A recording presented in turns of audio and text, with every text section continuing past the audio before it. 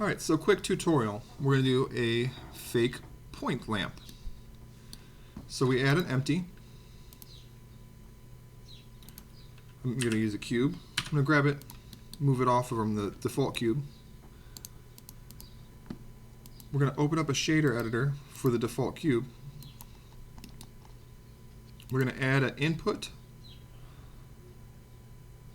And we're going to add a texture chord. We're going to select the empty. We're going to take the object coordinates and then go to emission.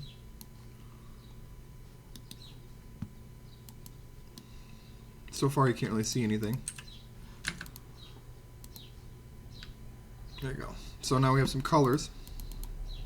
I'm going to add a texture, and we're going to choose a gradient.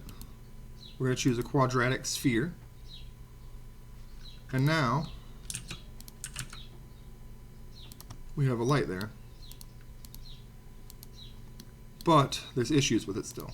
So if we do add converter vector math scale 0.5, this will make it twice as big. Or 0.25, now it's 4 times as big. But you'll notice that it'll light back faces. That's not good. So to fix that, we're going to add an input, or actually converter combine XYZ, and then we select the empty, bring up this little tab here, point at this, right click on it and do copy as new driver, select this, right click on X, paste as new driver, or paste as driver. We have to do that with each one. Copy as new driver, paste, copy as new driver,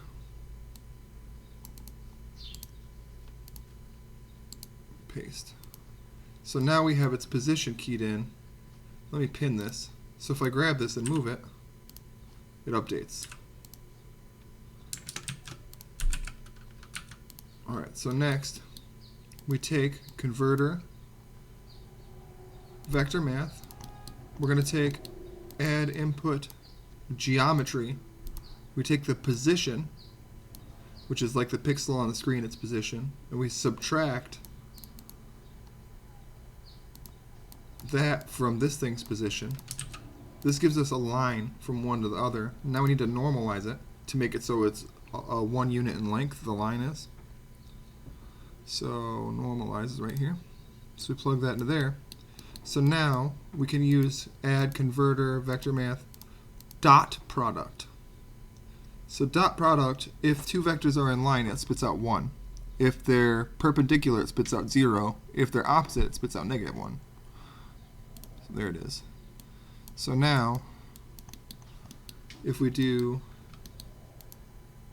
math, and then I'm going to add 0, and then just click clamp. So this will clamp it, so if it's negative, it won't produce any negative numbers. It'll just produce 0. So now this emission, add color,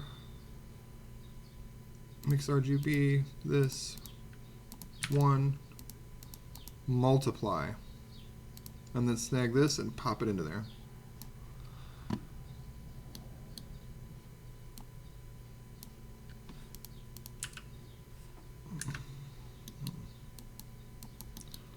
That does not appear to be working quite right. I could have these backwards, let's see. No. Right, so, oh. Oh, that's right. I have to hook this up. The normal. Boop. There we go. So it says, is the line that's coming to it in line with the normal? The more it is, the more closer to 1 that value is. So now we can delete the regular light.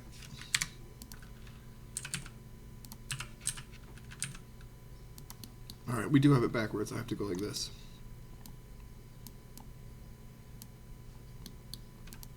There we go.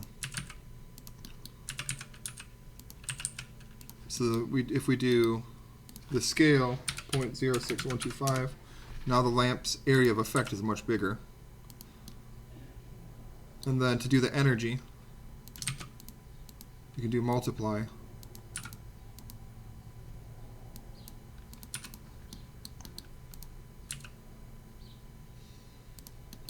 And this part, you could actually use the square of distance and things like that and get rid of the gradient thing. Like if we take this and delete it, we could take this and do distance and then pop this up to there from 0, and then divide, and then with real mathematics, light is the inverse square law is the square of the distance. So we take the distance times itself, that's squared, and then we take our light energy, which I'm going to say is 100, and then we plug this in for our mission. So there's fall off.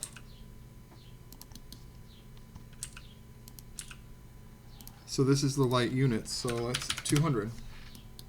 So that's the energy amount. Add a mesh, UV sphere. Notice it's not lit. If we give it this new material, now it's lit. So we've made a fake lamp. And it has its own fake lighting. So we're falling off by the square of the distance instead of using the scale of the thing. Shade smooth. It works with smooth normals as well, you see. Boop. So yeah, we made a lamp. So in the next one, we'll do a projector.